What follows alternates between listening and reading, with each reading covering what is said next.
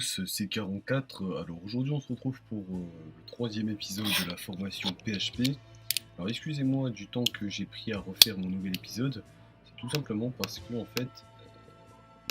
tout simplement donc mon monteur n'était pas disponible.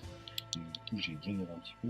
Et là c'est bon, il est disponible, donc voilà, je continue cette formation. Et j'ai changé d'avis par rapport aux prochaines,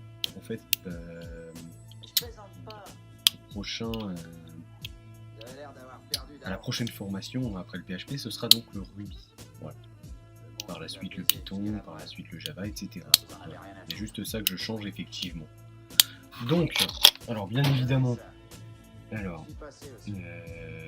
qu'on va faire... Donc c'est parti, on reprend. Alors attendez 2 secondes, je prie. Hop là. Alors, donc aujourd'hui, on va parler effectivement aujourd'hui de tout ce qui est en fait array and loops. Alors qu'est-ce que c'est? En français on appelle ça des tableaux et des boucles. Donc en fait des boucles, ça vous permet de ne pas répéter quelque chose 50 fois. Voilà. Et un array, ça va simplement aussi vous permettre de stocker des informations dans une variable. Donc plusieurs informations. Donc voilà, on commence par les tableaux. Alors, là, on commence par le balisage. Et c'est parti. Donc là, je prends l'exemple, en fait, comment ça peut servir un tableau. Donc notamment, voilà, mettons, voilà, vous voulez faire un dollar, plusieurs variables, hein, par exemple, dollar chimera est égal à la chaîne de caractères chimera. Dollar Davistar est égal aux chaînes de caractères Davistar, effectivement. Dollar Prax est égal à Prax. Et à chaque fois, faire ainsi, rajouter un utilisateur, c'est chiant. On ne va pas se mentir que c'est assez chiant. Hein, voilà, nous on aimerait faire ça plus simplement, etc. Par exemple, les boucles vont servir justement ces variables. Justement, voilà, donc c'est chiant en fait, voilà, echo chimera, echo dollar Davistar, echo, voilà, et bon en fait, tout ça, donc ça c'est pour la création de variables, ça va être plus simple avec les tableaux, et pour l'affichage de ces variables, et ben en fait une boucle nous facilitera la vie. Donc voilà, nous on va enlever tout ça, et on va commencer par les tableaux. Alors, dollar users est égal à un tableau, donc soit un tableau vous le déclarez avec le mot-clé array, comme ceci, et ici vous rentrez vos mots-clés, donc là on va rentrer chimera, Davistar, Prax, SKD par exemple, tout ça effectivement, et en fait par la suite, donc là c'est une forme de syntaxe pour créer un tableau, il en existe deux exactement.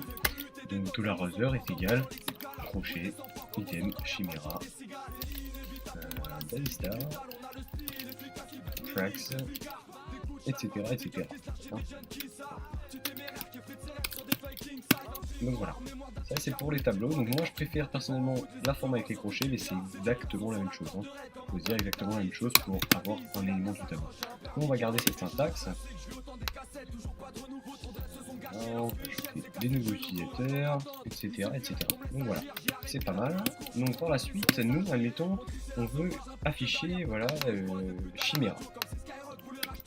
C'est simple, on fait un echo de la user et 0. Et pourquoi 0? Parce qu'en fait, on sélectionne un élément du tableau par son placement. Alors, effectivement, mettons chimera, on voit qu'il est effectivement, lors de la déclaration, on voit que c'est donc dans la liste, dans l'array, il est le premier. Alors sachez qu'on compte de 0. On commence de 0 en fait dans le tableau. Donc ça veut dire que chimera est à la position 0. Et donc si je veux afficher chimera du tableau other, je cherche la position 0. Tandis que si je veux afficher Davistar, c'est la position 1. Si je veux afficher Prax, c'est la position 2, etc. On teste et on voit bien chimera est ici. Voilà. Donc voilà. Donc ça c'est parfait. Ici si on met 1, effectivement, voilà, Davistar, idem, idem. Si on met 2, voilà, hein, c'est pareil, c'est Prax, voilà, effectivement. Donc voilà, ça c'était pour ce qui est donc du tableau. Bien entendu, il existe des fonctions. Donc notamment par exemple, voilà, admettons qu'on veut afficher le nombre d'éléments du tableau. Alors on va utiliser la fonction count, d'accord. Les fonctions, je vous expliquerai tout ça dans un prochain chapitre. Voilà, on utilise la fonction count. Tout ça c'est dans la documentation des arrays, donc de chaque objet. Donc oui, les arrays est un objet et voilà, on a bien 4 éléments dans notre tableau. Donc voilà, il existe bien évidemment plein d'autres fonctions, PHP, array, function, voilà, fonction sur les tableaux, et voilà, il en existe des milliers. Voilà. Donc voilà, par exemple, je prends l'exemple de la fonction inArray. Donc voilà, on peut... donc, je vous montrerai dans un prochain épisode pour la fonction inArray, parce qu'en fait, enfin quoi tu sais quoi, je vous montre vite fait. Echo in underscore array $users, d'accord. Alors attendez, je réfléchis. Voilà, donc voilà, $users. S'il existe du coup le mot-clé in array PHP. Voilà la fonction inArray qui va donc prendre deux paramètres. Si middle est une chaîne de caractères, voilà. Donc en fait, voilà. If inArray et x dans le tableau, donc du coup c'est l'inverse, c'est if inArray, donc en fait ça va retourner un booléen. Voilà. Alors, echo inArray de, du coup on va chercher Chimera par exemple. Si dans ce tableau il existe Chimera, et nous on va rechercher dans notre tableau $user. D'accord, qui est juste ici. Et là, normalement, si tout va bien, cela devrait nous donner un booléen. Voilà.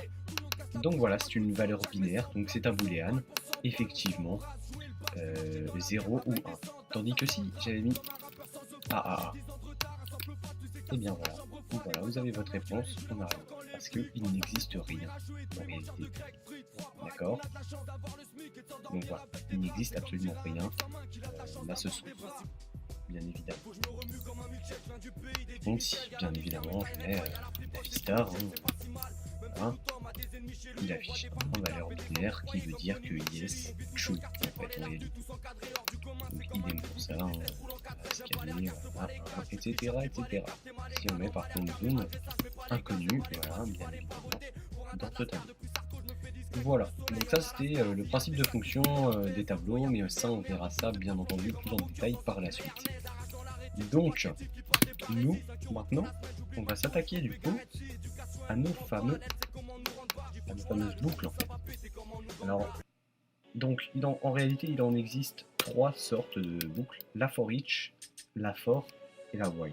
Alors la for each, je ne l'utilise jamais, donc je sais vite fait l'utiliser, alors je suis pas trop sûr de moi, donc je le montrerai pas dans cette vidéo.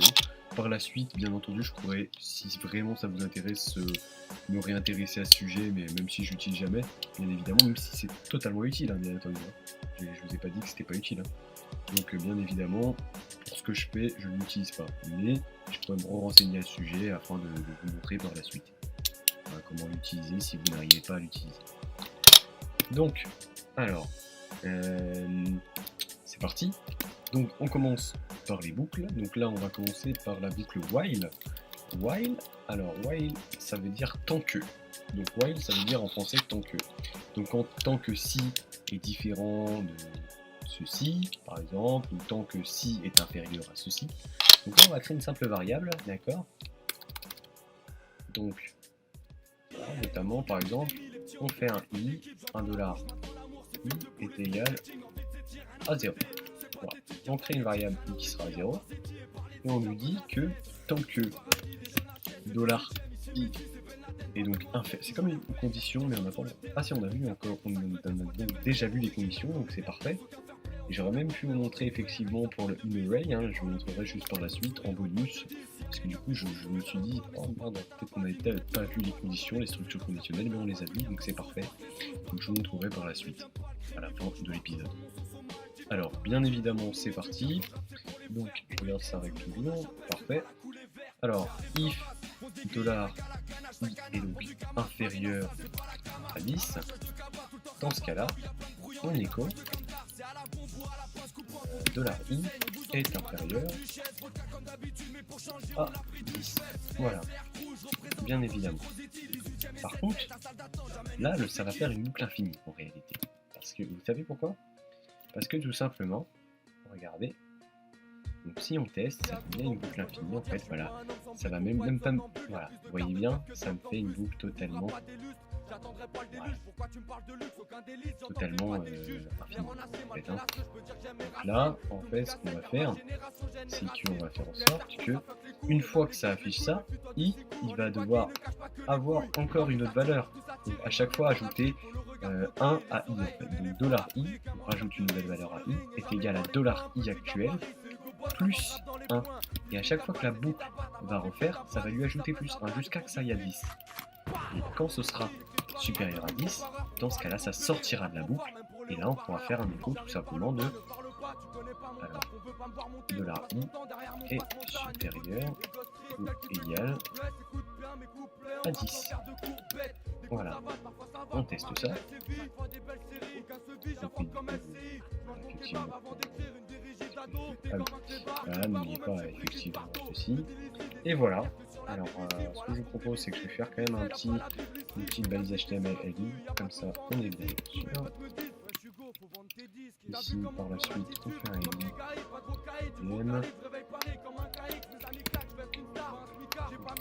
slash, et on va quand même lui faire un petit B, comme ça on se rendra pour dire que c'est bien sorti de notre fameuse condition, et on reteste, voilà, c'est bien sorti de notre condition, parce que à chaque fois que la boucle va recommencer, et ben ça va ajouter 1 à la valeur jusqu'à 10, et voilà, voilà, ça c'était une façon très simple. Voilà, donc voilà, maintenant on va voir la même chose, exactement la même chose dans notre fameuse boucle for. Alors, là qu'est-ce qu'il nous dit? Effectivement, là ça c'est plus compliqué en fait, mais c'est exactement la même chose, hein. Donc, la boucle for, je vous explique. Ça, c'est la déclaration de variable, c'est l'étape, c'est vraiment plus 3 étapes. Déclaration de variable, condition et implémentation de la variable. C'est-à-dire, je ne sais pas si c'est ce mot, hein, c'est-à-dire en fait on ajoute, le plus dit d'ajouter 1 à la variable, à chaque fois que la boucle recommence. Donc là on crée une variable dollar $i, comme d'habitude, comme la while, qui est égale à 0. Et là on dit tant que du coup dollar $i est inférieur à 10, là ça va exactement la même condition que tout à l'heure, en boucle. Dans ce cas-là, on implémente i. Et donc du coup, on peut faire tout simplement écho dollar $i est inférieur à 10. Par la suite, si ça sort de notre condition, on fait tout simplement écho dollar $i est égal ou supérieur à 10. Voilà. Donc voilà, et vous n'avez plus l'implémentation à faire à la fin, étant donné que ça le fait déjà ici. Donc on reteste, et ça va donner le même résultat, on n'oublie pas le petit heading.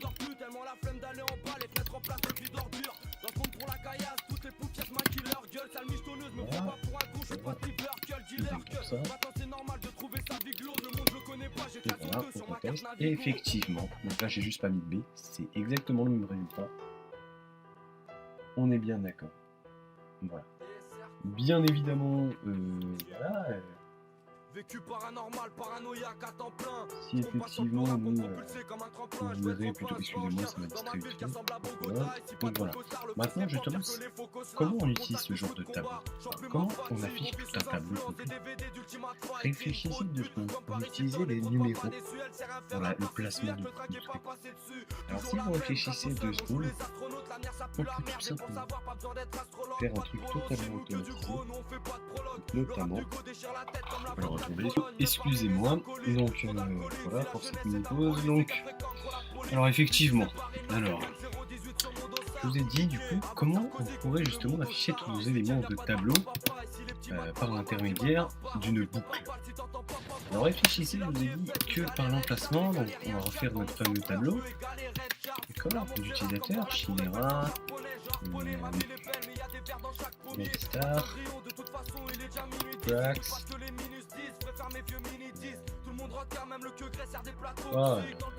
Mad, et plein d'autres choses notamment, donc voilà. Donc voilà, on a notre tableau. Et je vous ai dit qu'on affichait notre tableau via $users, donc l'élément de notre tableau suivi de la place utilisateur. Voilà, effectivement, on affiche Chimera parce que je suis à la position 0. Et je vous ai aussi montré qu'on pouvait afficher le nombre d'éléments dans le tableau. Réfléchissez bien, parce que ça c'est intéressant. Voilà. En fait, voilà, 4. D'accord? Alors si vous réfléchissez bien dans la boucle for, donc là on va faire avec la boucle while pour au début, et justement, $i est égal à 0. Voilà. On va incrémenter, et voilà, c'est pas implémenter, c'est incrémenter, excusez-moi. Donc incrémenter i, d'accord? While $i, donc moi je suis while $i est donc inférieur, mais là vous allez dire à quoi? Parce que comment on sait? Parce qu'il faudrait mettre le nombre d'éléments du tableau. Alors justement, si vous réfléchissez comment on accède aux éléments du tableau, il y a la fonction count, $user.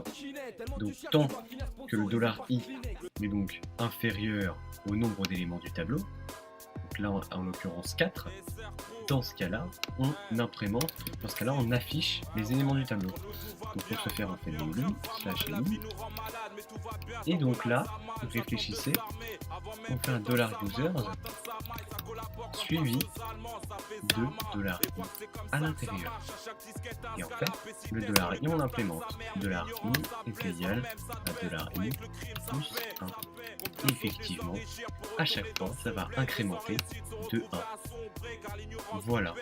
Et donc, logiquement, si on teste à présent, on teste notre petit script, et bien voilà, on a tous nos éléments du tableau. Et le principal, c'est que tout ça c'est automatique parce que dès qu'on va rajouter, du coup, vu qu'on a utilisé la fonction count, ça va automatiquement couper le nom de l'utilisateur dans notre tableau. Donc, on va faire par exemple, le zoom, donc ASK, voilà, et voilà, ça va incrémenter à chaque fois. Et c'est vraiment intelligent. Alors maintenant, on va le faire plus simplement avec la boucle for, comme ça on aura moins de syntaxe. Donc on regarde notre petit tableau for. Je vous rappelle que là c'est la création d'une variable. $i est inférieur au nombre d'éléments du tableau via la fonction count, on compte tout ça via. Et après on incrémente i. Et là on fait tout simplement un echo.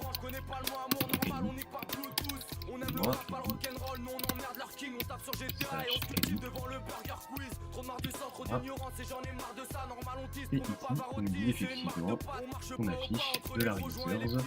Donc ça c'est la concaténation intéressante de $i. Voilà, et là on a le même rendu, idem. Voilà. Donc voilà. Donc là, admettons, je rajoute effectivement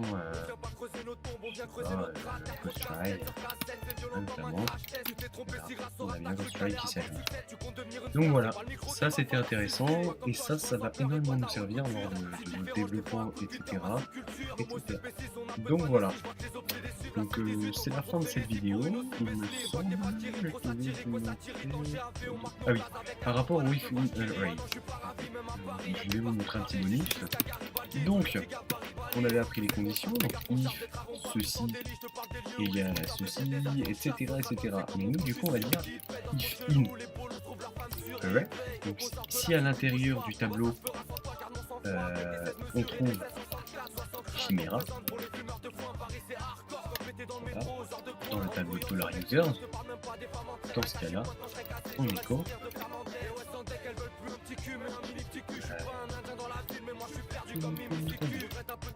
Cependant, sinon, on fait écho utilisateur inconnu.